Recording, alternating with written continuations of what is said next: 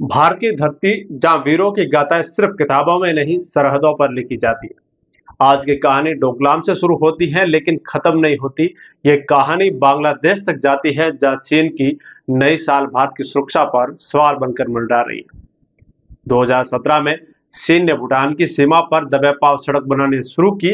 डोकलाम में यह वही जगह जहां पर भारत, चीन और भूटान की सीमाएं मिलती है।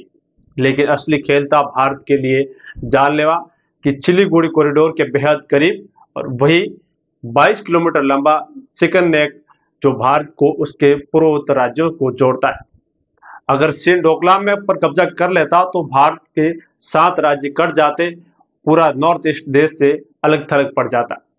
भारत ने वक्त रहते कदम उठाया और भारतीय सेना ने डोकलाम में चीन की सेना के सामने सिरा ताड़कर खड़ी हो गई। 62 दिनों तक दोनों देश की सेनाएं आमने सामने खड़ी रही और अंत में चीन को पीछे हटना पड़ा। यह सिर्फ सैन्य ताकत नहीं थी, यह था राजनीतिक इच्छाशक्ति का प्रदर्शन जो दुनिया ने देखा। लेकिन चीन कब हार मानता? 2020 में उसने लद्दाख के गलवान में फिर घुसने की कोशिश की, लेकिन इस बार भारत पहले जैसा नहीं था। भारतीय जवानों ने बिना गोली चलाए दुश्मनों को पछाड़ा। हाथों में पत्थर, लोहे की रॉड और हौसलों से लैस भारत के सैनिकों ने ऐसा जवाब दिया कि चीन के 43 सैनिक लौट कर नहीं आए। भारत ने अपने 20 वीरों को खोया, लेकिन दुनिया ने देखा कि भारतीय सेना अब जवाब देना जानती है। गलवान के बाद भारत ने अपनी तैयारियों को कोई असर नहीं छोड़ा और राफेल आसमान में गरजने लगे। ब्रह्मोस्त्र मिसाइल दुश्मन के दिलों पर डर बिठाने लगे और S-400 सिस्टम ने भारत की सुरक्षा को नई ताकत दी।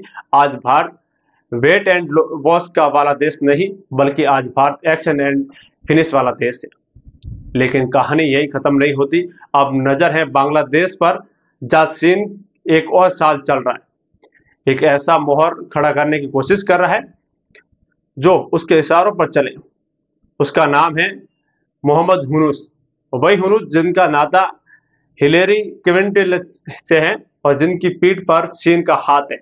चीन चाहता है कि यूनुस बांग्लादेश की सत्ता में आए और वहां से भारत पर दबाव बनाया जाए। अगर बांग्लादेश चीन के इशारों पर चलता है तो भारत के लिए सिलीगुड़ी कॉरिडोर के एक बार फिर खतरे में पड़ सकता है। एक तरफ नेपाल के कम्युनिटी सरकार पहले ही चीन के कब्जे में है और अब बांग्लादेश भी उसी दिशा में गया है। तो भारत को रणनीतिक तौर पर घेरने की पूरी तैयारियां की जा रही हैं। लेकिन क्या भारत चुप बैठेगा? पड़ी तो भारतीय सेना 48 घंटों में सटगांव तक पहुंच सकती है। यानी अगर बांग्लादेश भारत के खिलाफ खड़ा हुआ तो भारत उसका भूगोल बदलने की ताकत रखता है।